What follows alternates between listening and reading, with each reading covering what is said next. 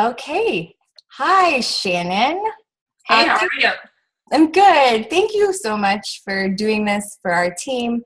Um, we are doing the Leading Edge Conference here in Tucson, our first annual one in November. And I know you couldn't be there live for that, but I so appreciate that you're taking time out to talk to us here. So thank you. Yeah, no problem. Thanks for asking me. Yeah, I can't wait to share you with my team because I think you're pretty spectacular. So, can you tell me just a little bit about yourself and what led you to direct sales? What got you involved?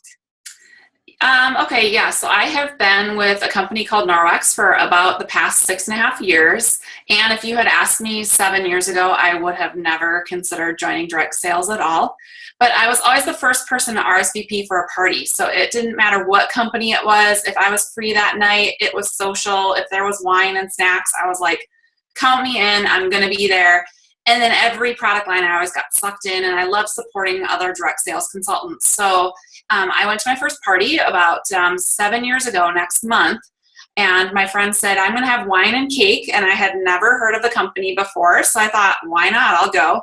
And it was the first party that I ever wanted every item in the catalog, and I wanted to book a party, which was totally unheard of. So, but for me, I wasn't one of those people that signed up like right away that night. Like you get some people like that, and they're like, I'm ready to jump on board. For me, it took probably about 3 to 4 months or so of attending more parties and learning more about the products and trying them out for myself. So that's kind of a little bit about my Norwex history. Would you say that you're typically someone who is a little more cautious when making decisions? Absolutely. I researched it. I Googled it. I Googled everything about the company and wanted to see, if there were good reviews, bad reviews online. So I think the number one thing for most people with any company they're with is just really being passionate about the products and wanting to share them with others is what I found. Absolutely. So you just totally segued into one of the questions I wanted to ask. There you go. You're welcome. So, we often talk a lot about our why in this business, like why we do what we do. So what is your why? Like, obviously you're passionate about the products. What beyond that keeps you interested? Yeah, it's funny because I've gone to so many of our conferences and our leadership conferences, and these people have these huge stories where they talk about, they had financial problems or they had a horrible illness in their family and they really wanted to get chemicals out of their home. And they have the audience just in tears. I mean, we're all just sitting there bawling at these really deep stories. And I'm just like, yeah. So initially my why was, again, that I literally just fell in love with the product line. And my day job, a little bit more about myself, is I'm a nuclear medicine technologist. So I work with radioactive materials every day with my patients at work. So I kind of made the conscious decision to, reduce some chemicals in my home and have it be, kind of create a safe haven for myself and for my husband and for our dogs. So my why was literally that I was looking for a hobby. I was looking for something fun to do and a social activity. And so I don't really have a big, deep why like some people do. Nothing that's going to bring people to tears. But that's the great thing about direct sales is everybody has their own why. It could be a financial reason. It could be just a love for the products and free products and incentives, which most direct sales companies are really generous with treating us. So yeah, everybody's going to have their own why, and it's really going to vary from person to person. I think that's such a good answer. I think sometimes we get overwhelmed. I know I've been to 1,000,001 leadership trainings and I've read 1,000,001 books on business, and a lot of them really focus so heavily on that why piece. And I do think it's important to know why you're doing what you're doing and to have that, that passion there. But I think it's really important to remember that everybody's why is different. And it's not always some groundbreaking, oh my gosh, it saved my life, it saved my marriage, it transformed everything. Like, sometimes it's not a bring someone to tears story. Like, sometimes it's just this fit my life perfectly and it fulfilled a need that we had, like for you with getting some chemicals out of your house or whatever. It doesn't have to be a huge dramatic thing. And sometimes I've seen it in my own team. people get almost paralyzed by not having this big why story. Right. And it can almost become a barrier and a block for them in and of itself that way, because they feel like they need this big why. So I love that you say that. Yeah, that's a good point. I think people don't need to worry about getting hung up on it, but I think definitely you have to be aware of what your why is, or what, does that make sense? Aware of what your why is.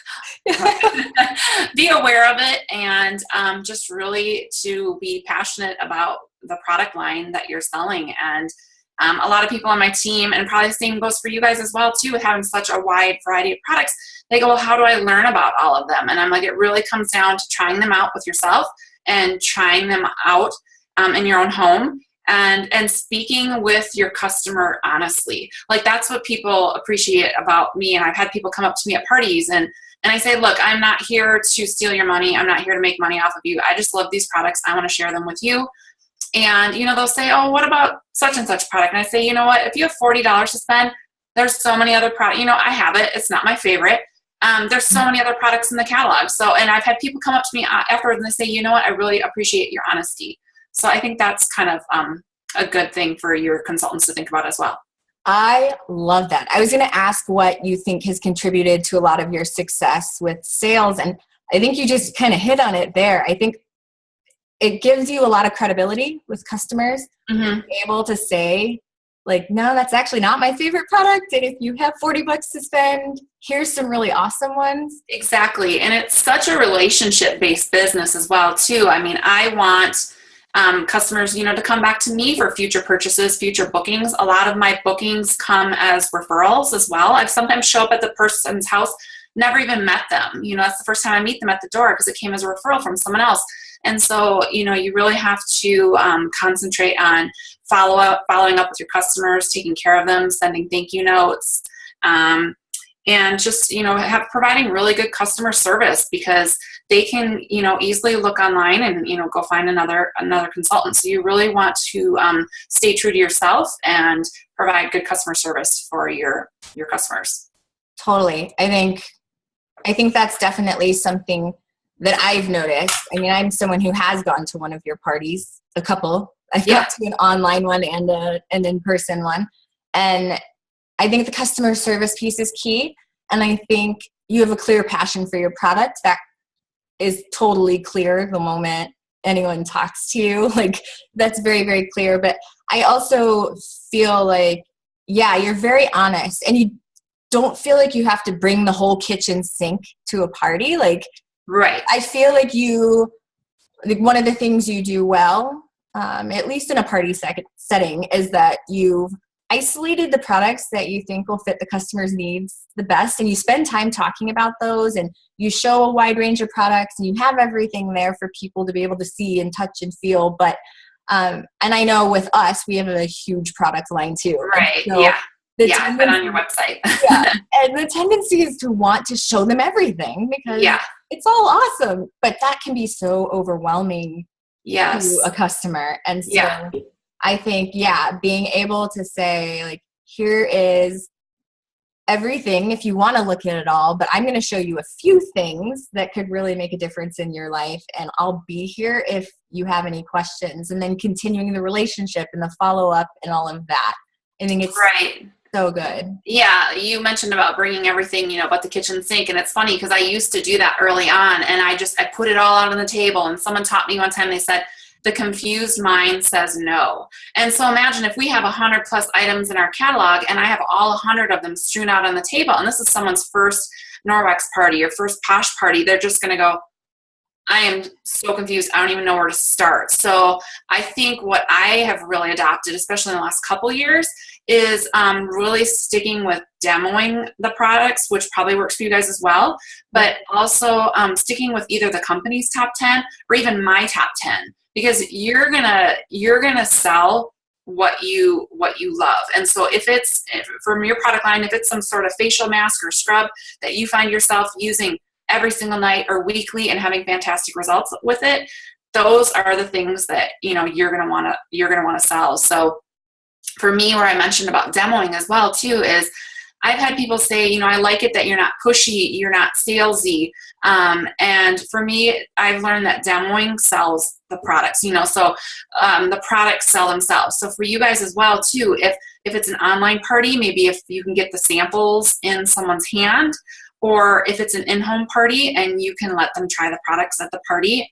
And I found the same thing works for me as well, too, that's really where you're going to be successful as far as your sales. So you're not even a Posh consultant, and you can so clearly speak to what would be effective for our business too.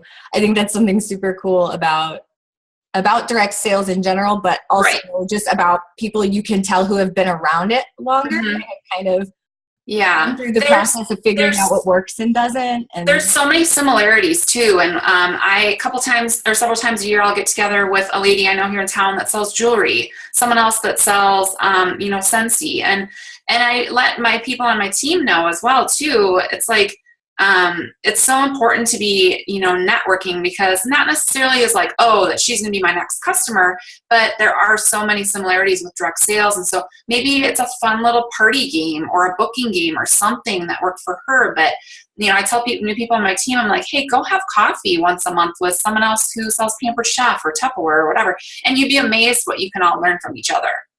Absolutely. Absolutely.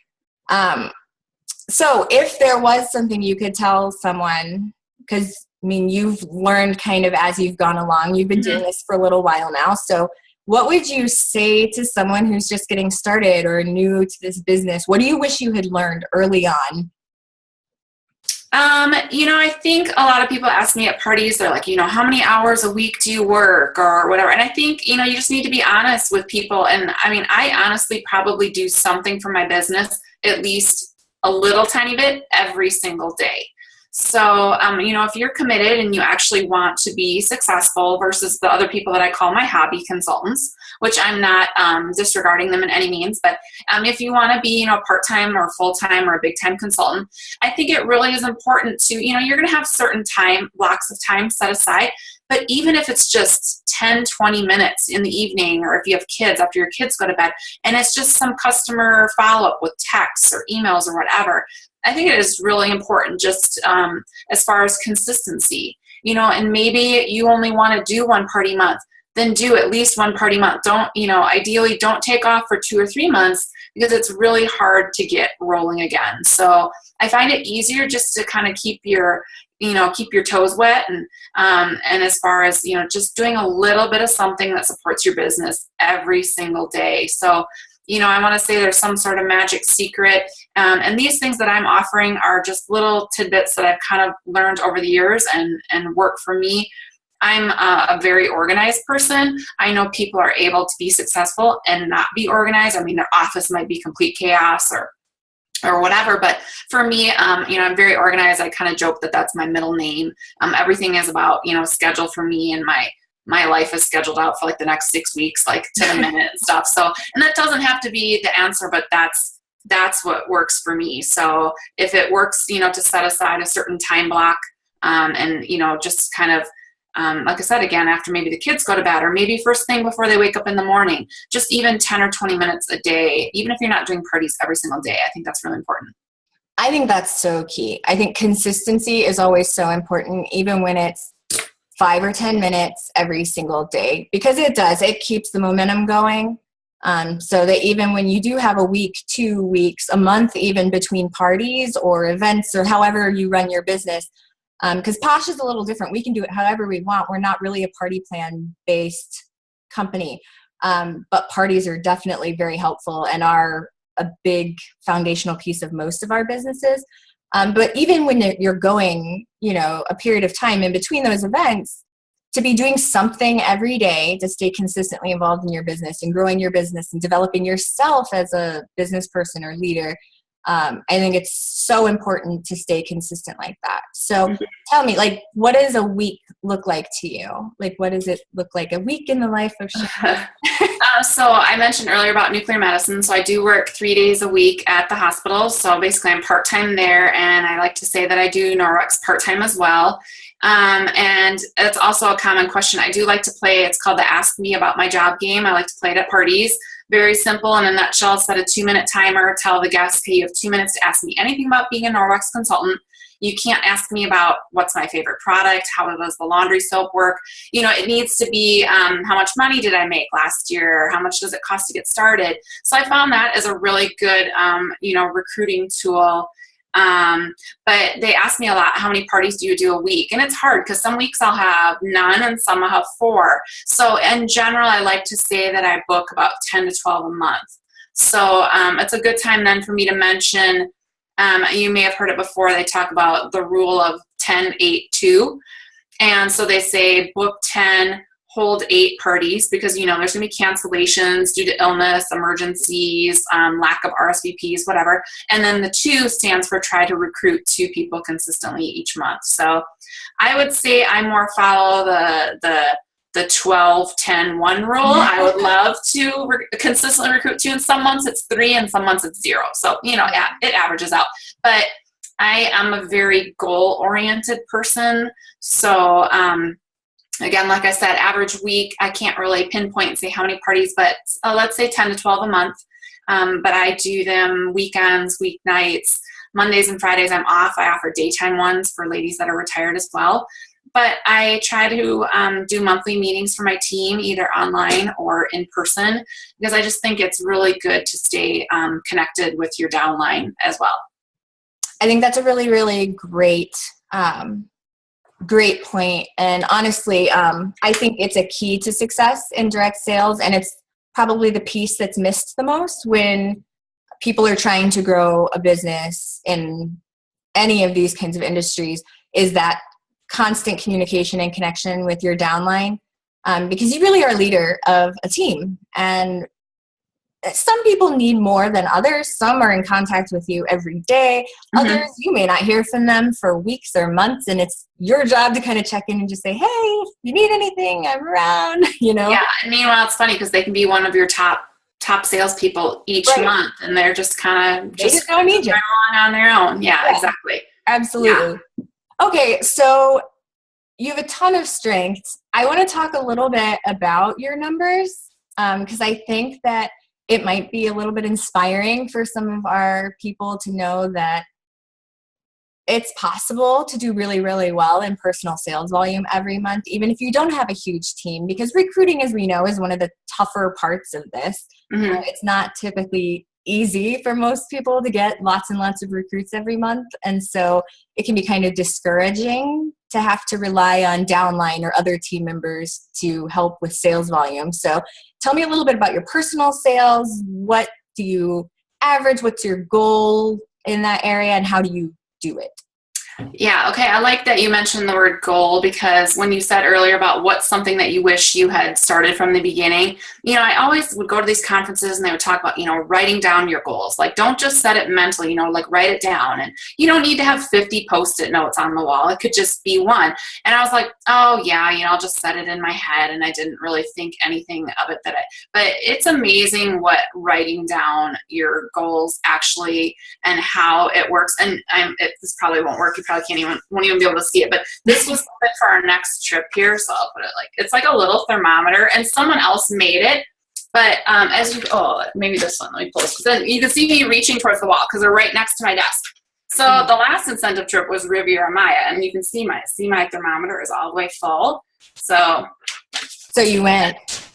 No, that's coming up in, it's actually coming up in February. So Panama is what I'm working on right now. But it was something as simple as someone created this little thermometer. And as I do well with my personal sales, I use a little marker and I just fill the thermometer up. And it was just really great as far as giving me a visual as far as achieving goals. So and I am a very goal-oriented person. So I just have to say, I love that you do that, because I don't have my team binder right here next to me, mm-hmm. but I actually have a page that has a thermometer, and I set my monthly goal for the team at the top.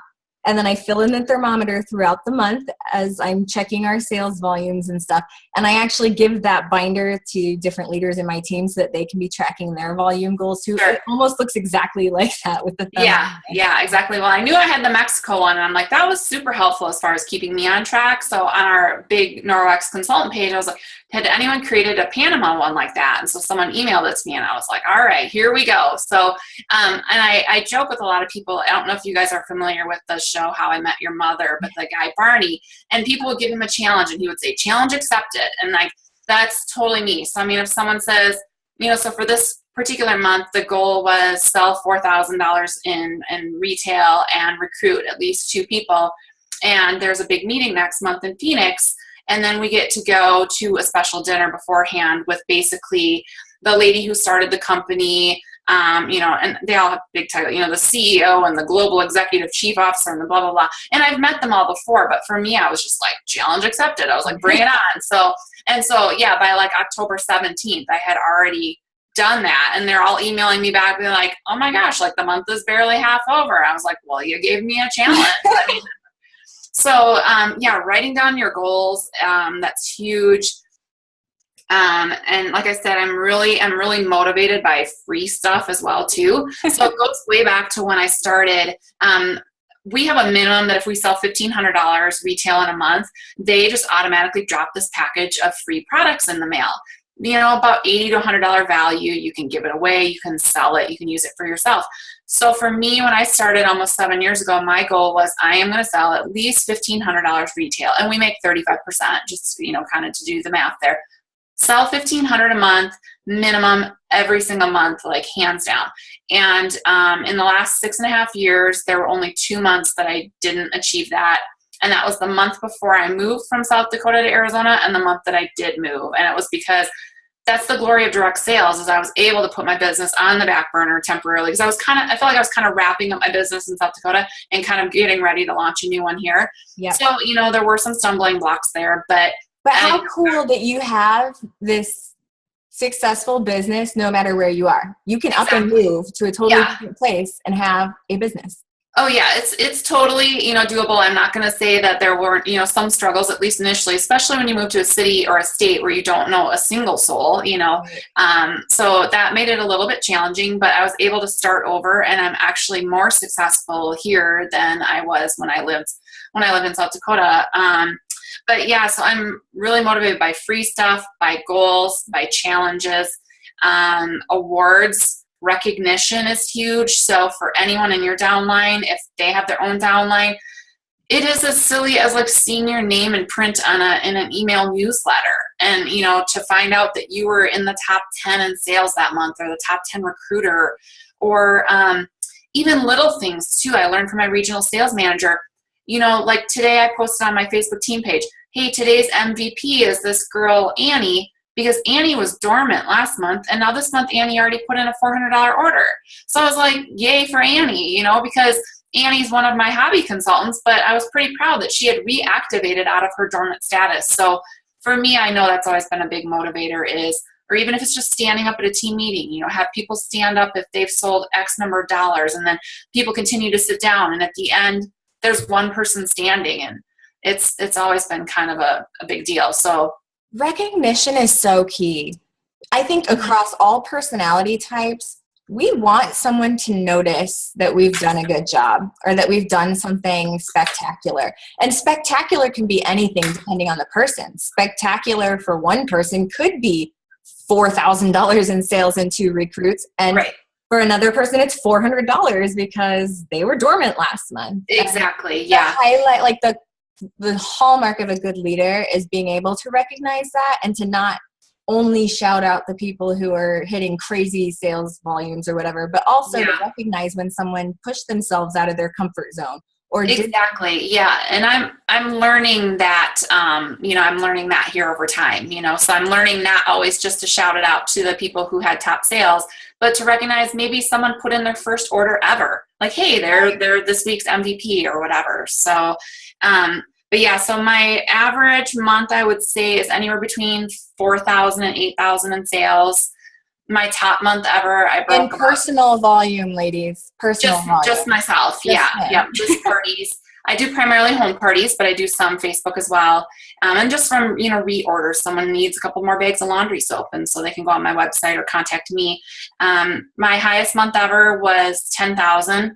I got really close. I was about $117 short, and I put out a shout out on Facebook, and I said, hey y'all, I'm like closest to meeting my personal best ever.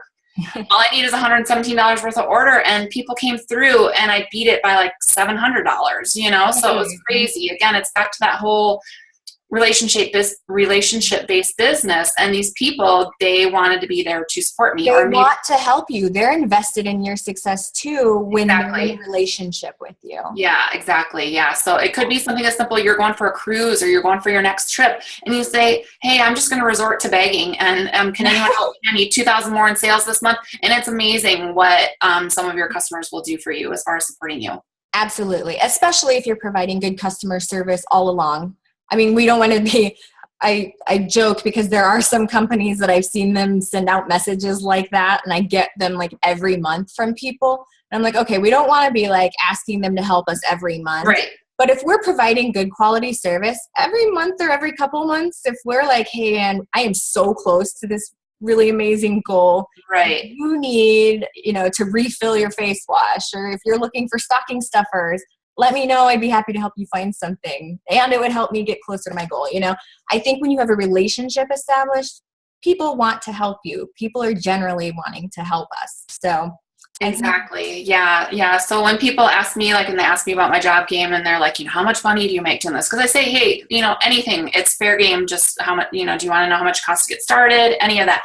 And they're like, all right, how much money did you make last year? And I was like, well, it sounds kind of funny to say, because I would have never thought I would have been in direct sales, let alone selling microfiber to people. But I said, to put it in a nutshell, I said, I sold $98,000 worth of microfiber last year. And I'm like, do the math. I make 35% of that. And that's not even counting, what I make off my team. So I probably average about $1,000 a month just in my, paycheck as far as having a downline. But like you mentioned earlier, sometimes I have a lot of people on my team who don't recruit and don't choose to. And the people who, go full-time or big time in the business, that's usually where they make, the tens of thousands of dollars.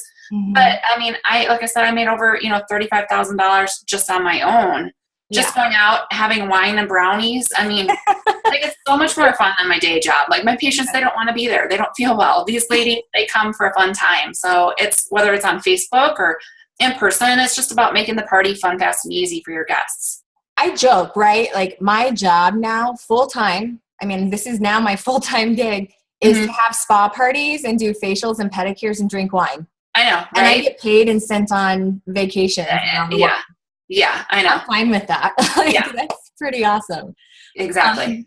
Okay, so we don't have a ton of time left. Okay. Actually, this program will kick us out in 6 minutes. But Okay. I do want to talk quickly about two things. Sure. So one, we talked some about what motivates you as far as goals and incentives and free stuff and all of that kind of stuff. Who inspires you? Is there anyone in your life that you find inspirational that helps you feel like you can be all you can be and do what you want to do? Throwing me a curveball there. I know, right? I would say definitely when I got started, it was my upline who I first signed up with, and I went to this party, and who would have thought that a lady could be so excited about microfiber and about cleaning her home with no chemicals? So much so that she got me to book a party, which was totally unheard of for me. So I would say her, just as far as, her excitement about the products and about sharing it with others. And so again, that goes back to the conversation we had earlier about, just really staying in touch, with your upline or your downline, and keeping open lines of communication, because maybe they haven't been in the business that much longer. I signed up my first recruit in my first week. And so we kind of just, we worked together. We grew together, but I kept going back to my upline, Jessica, and learning a lot from her. And so just seeing what she was able to do with the business and share it with others, because I didn't know anything about direct sales when I got started. So I would say that she was definitely, when I got started, the most inspiring for me. I love that. I think that's great, because I think so often we try to think of someone big like Eric Worre, author of GoPro, or Grant Cardone, because he does all of these things. But never underestimate how important your role is as a leader. Like my role is as a leader. My leaders that we're going to be sharing this video with, their downline is potentially looking at them and saying, like, you're what's inspiring me to do this right now. And on some level, that's absolutely true of all of us, because if somebody joined with us, like there was something about us that made them say, hey, I can do that. And I want to do that with them. So that's really great. I love that answer. I love that. Okay. So what are your goals and dreams for your business long-term? So looking down the road, do you love doing this part-time, or would you like to do this as a full-time thing? I could totally see myself, doing it full time as I continue to grow a team. I mean, on the other hand, it is always nice if I do have a slow month. I do have another job with a consistent paycheck, and with health insurance, that's always a nice option as well too. So, but definitely, I could see myself maybe staying on at the hospital, kind of in an as needed type basis, a little bit more of a flexible schedule, and doing this more. But for me, it's just to continue kind of with the 10, 8, and 2 mentality that we talked about earlier, and just achieving each free trip. I mean, how can you complain about? I've been sent on cruises. I've been sent to Hawaii. Riviera Maya, we learned, was the same hotel, the resort that we went on our honeymoon. So we're going back. And I'm working on Panama right now. So those are definitely my goals as far as staying on track with free trips, and just kind of continuing along the route and growing not necessarily my own personal downline, but kind of providing some more leadership and guidance as far as growing more leaders on my team. I would love to see my downline become team leaders as well. It's so fulfilling. Like I said originally when I started, I was super passionate about helping women take time out for themselves again and rediscover and reprioritize themselves through self-care and the products that we offer. And that's still absolutely true. But I also feel like, especially in the last few months, as I've had leaders promoting up through the ranks, and they're catching up with me now. And I mean, I've got leaders exploding everywhere and leading amazing teams now. And for me, that's become probably the most rewarding part of what I get to do, is to watch these women. More exciting than yourself getting a promotion. Oh my goodness. I watch their numbers more closely than my own, because I'm so excited and on the edge of my seat while they're getting close to promotions. So it's very, very cool to get to inspire leaders and give them the tools and the support to be able to step into that. It's very, very cool. Mm-hmm. So our time is running really short. Yeah. I know. I'm watching. Are you watching it count down? It says less than a minute. I'm like, ah! Yeah, it's like, ah! So thank you so much, Shannon. Do you have like a final thought you want to share before we get cut off? It's not a deep thought, but this was a big one for me, and I might get cut off. But if there's a goal or incentive, like literally sit down with a calculator, take the numbers, crunch them, divide them by 12 months, figure out what you need for your monthly sales. It sounds so silly, but that's how I achieved the Mexico trip. Was I knew I had to have 7,500 in sales each month and just hit the ground running. So amen. Yay math. That's my hashtag. The hashtag yay math. I'm always breaking down the numbers for my girls and telling them how much they need every day. So yes. Great tip. All right. Thank you so much. It's been awesome talking to you. Okay. Thanks for having me. Bye. Okay. Bye.